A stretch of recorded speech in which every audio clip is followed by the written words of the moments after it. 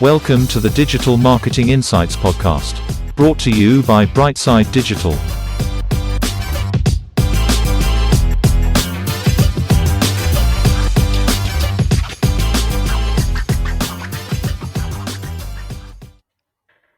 Hi everyone, welcome to the show. I'm delighted to say we have San today, who's a senior digital marketing and communications manager. San, how you doing? Hi, Tom. I'm doing great. It's a delight to be on your show. Thank you so much. San, we start off the show first and foremost. Can you tell our audience a little bit about yourself and your career to date, please? Sure, definitely. I have been in the marketing side of the industry across different brands for 13 years now. I think I've handled from painless waxing products to coffee, pizza, gyms, and now I handle electric vehicles for marketing side of the business. Love it.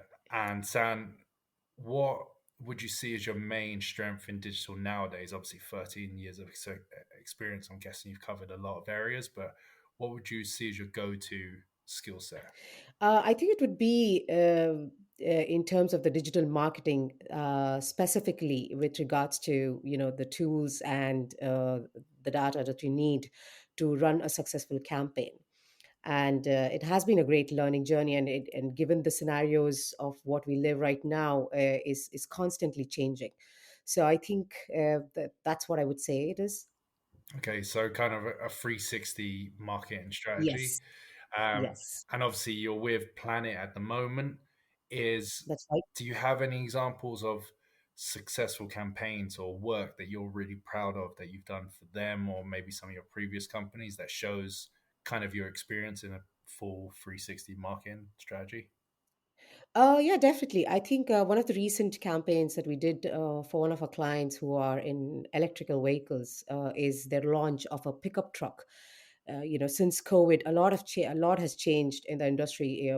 Though the regular marketing activities are going strong, but in this era, in terms of doing a research for a product launch, which was still not available for people to come and test drive in the electric, especially given the automobile industry. We did a recent launch after extensive research with the media buying agencies and being heard and seen at the right target market. And it was a great successful campaign. I think they sold around more than 1,000 vehicles in a very short period of time, and it was very well received. I think that is one of the very recent campaigns that we completed for our client at Planet. And to talk about another campaign that actually stands out in my career would be selling a 250,000 worth gym franchises in a social media channel, which was very unique at that given point of time. This was going back around 6 years ago. Sorry, yeah, 6 years ago. And I think to talk about in the marketing perspective, given we mentioned this the cost of sale that it would be, uh, it was around 20 euros per sale for which cost a franchise which cost around 250,000. I think that campaign definitely stands out in my career. Wow. So let's talk a little bit more about that, San. So um, obviously you said social media. What specific platform and what ads and how did you go about targeting for that? Well, it was a blank canvas when I started, Tom. It was just to say that I had a product which was a great product from UK, but the company was venturing into Ireland, and we had to sell a gym franchise. Now, given a brand which is unknown and Ireland market as such is kind of sensitive when you say it's a product from UK, people do prefer is having a local contact or a local group supporting businesses. So when I started out, it was very simple thing in the whole ambitious of opening or selling franchises was that for the people who would like to be an entrepreneur but with the support of a franchise group, which makes it more stronger in the market. And it was a thought, I think it was to understand the target audience. We were looking at people who would be in the age group of 30 to 50 and who would be aspirational in owning a business but wouldn't have the techniques that is required for a successful business.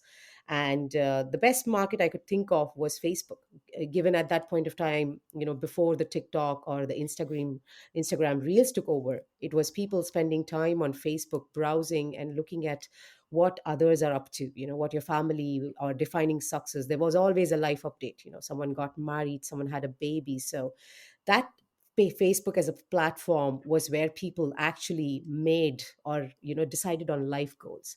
Okay, fine, someone is doing XYZ, I need to do something with my life. And that's where actually the strength light, and I think we took advantage of that. I just decided, why not we experimented. We had Google search, yes, we had franchise shows, we did trade shows, we advertised in all the respective markets that are needed. But Facebook as such, making it aspirational, saying, this is the time to take the reins of your life and get the control over it. And it was a great success. People actually did come together, and I think we even put a couple of partnerships of comprising of 3 to 4 people who were complete strangers in a room, getting into a business agreement to start a gym franchise. So that's the story behind how it worked, before people started selling, or before the Shopify world took over the internet. That's brilliant, brilliant. And how did you go about identifying the audience at that time? And have you seen a big change since that moment to now?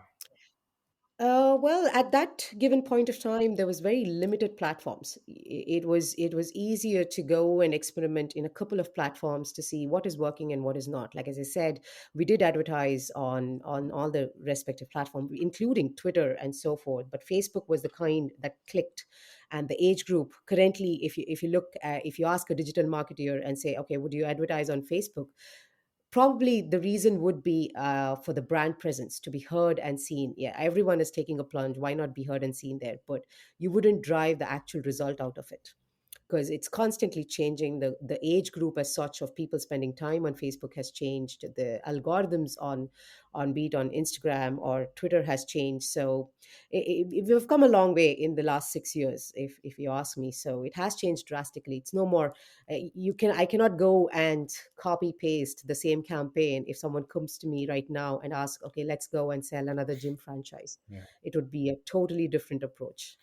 And just to finish up on this area, is there any particular traffic drivers, let's call it, across the boards that you feel are really working well for you at the moment? Is there anything that you're working on that you want to give our listeners to say, oh, you should check out this? It is very product driven. I think every channel has its strength right now, and given the product or the services that you're marketing, will define the success of which platform works for you. Like, for example, currently, for me, I'm dealing with electric vehicles, and believe it or not, the professional networks like LinkedIn is proving to be more beneficial than the mainstream social media like Facebook, Twitter, or Instagram, because my target audience are the professionals or the car dealers who would be keen on taking up a new brand or a new entrant into the market. And trusting the brand and telling a story is more powerful in the professional network like LinkedIn right now. That's interesting. So again, your target would be trying to find dealerships or dealers to take in the new product into their lot, so to Exactly, speak. yes. Yeah, that's a really good example. Is there any particular softwares you use daily to enhance your role? Oh, yes, definitely. I mean, as a part of a digital marketing, the whole concept is to be inquisitive, and there's every day is a learning day. And for us specifically, we do have a few tools like SEMrush, Google Analytics, and the other data analytics that we drill in getting the campaign right. And also understanding your competitors. I believe the SEMrush does a fantastic job of your digital performances, to be honest. And it also gives you an insight into your competitors' performance. So you're aware of the kind of the or probably a fair amount of idea of the budget spend that is needed, or what your competitors are up to. But apart from that, as I said, with the changing algorithms, the content is still the king. And to make the content attractive, it is no more having one graphic designer and churning out one content after, or one graphics after the other. It needs to be more interactive, captivating, and which grabs the attention of people who are scrolling at let's say, 5 seconds is your rule, is your thumb rule right now to gain an attention. So there are fantastic tools, like for example, I personally use Flex Clip to create great videos, and just not, posters and stuff, or Adobe Express, which still tops the charts with creating interactive or attractive and informative content. And CapCut, just because I think it is a go-to tool for anyone right now who's a content creator, given the trend of videos taking over, or the reels as we call it, as which gives you at least 10 to 20 times more views compared to a static content. So those are the few tools that I use on a daily basis. Brilliant, brilliant. And looking at yourself for a second, is there any areas that you're looking to upskill into, and why? I think there are few, definitely. Like as I said, over the 13 years, the things change very quickly in digital marketing, specifically right now. And for me, I'm a novice at learning TikTok for business, which has taken the industry by a storm. I think everyone is trying to be on it and heard and seen. But as a digital marketer, it is also very important for us to learn which platforms are relevant for your clients. We handle around 6 to 8 clients at least, and then for each client, the objective or the end goals are different. It's not all about sales, it's not all about servicing a product, or it's more than that. So for me right now, I think the tricky part is the TikTok, believe it or not. I mean, I'm a millennial, but that's still a tool which kind of probably gives me a nightmare. I dare to admit it, but yeah, that's something which I'm learning for business. Yeah, Yeah, the whole posting for 3, 4 times a day as well on TikTok exactly. requirement seems to. Yeah, and you need to be creative. I mean, it's no, it's as I said, you don't think a particular formula works. From transition to powerful tools of the content we've come a long way. Earlier, it was just pop-up graphics would work brilliantly on a static content, but now you need to have the transition, you need to make it attractive, you need to have the trendy song for the algorithm to work and to show your content to your relevant followers. Forget about acquiring new followers or new audience. Even to the people who have been following your content, it's very difficult to grab their attention. Yeah, really well said. And on top of that, is there anywhere you go for latest information or insights? Well, personally, I think keeping in touch with the new channels, including like podcast channel of your own, gives me an insight on what is happening in the current industry.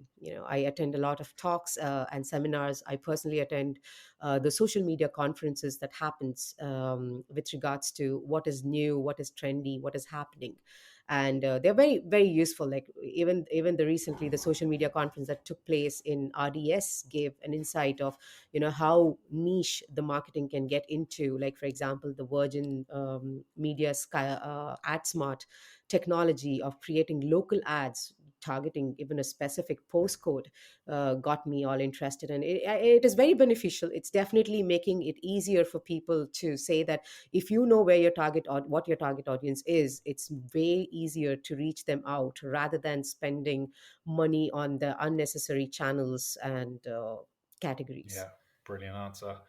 And looking at the digital industry as a whole, maybe from such a conference, is there anything that excites you that's coming in the future? Well, it wouldn't be fair if I did not mention the artificial intelligence integration into the digital marketing. The AI has taken the world by storm, as we all know. There's no single person I am aware of who wouldn't start their day without asking a question to its smart devices, be it Siri or Alexa. And it's a $36 billion company industry right now with regards to artificial intelligence. And even and there are lots of companies and brands that are setting standards, like for example even Sephora with their AI chatbot is it had sent the industry by a storm, saying it you don't need great techniques or tools to reach out to your customers in a unique manner which makes them happy. So that's the AI integration is something that to look out for, and that Brilliant. excites me a lot. That's a really good answer. And looking at yourself for a second. We always ask this question to end the show, San. If you could bottle Yeah. up one personality trait you have yourself that you could pass on to others, what would it be? I think as a digital marketeer, I would say having a strategic mindset is very crucial because sometimes we might, given the digital marketing has a lot of aspects to it, with the data analysis and a lot of numbers being thrown at you, and the support system with sales and operations can be a difficult task on its own. But having a strategic mindset and a whole picture of, you need to have everything in its place. It's just not about how great your campaign went as an engagement factor, but also is it affecting the bottom lines which the company is chasing, and actually defines the success of a company or the campaign that you're responsible for. And of course, the curiosity. You need to be aware that there will always be something that is new and difficult to catch up to, but you should have an open mind to take a plunge and say, okay, I'm going to learn this, and that's okay. That every day you come up with 3 to 5 concepts that are completely new, but it is very important for you to catch up on them. Love it. Thanks so much for being interviewed, San. If people want to touch base with you, how can they get in touch with you? I'm available at san@planet.ie, and there's always my LinkedIn profile they can get in touch with, and I would be happy to have a chat. Anything with regards to the digital marketing. Love it. Thanks so much for being on the show, and thank you everyone for listening. Thank you so much, Tom.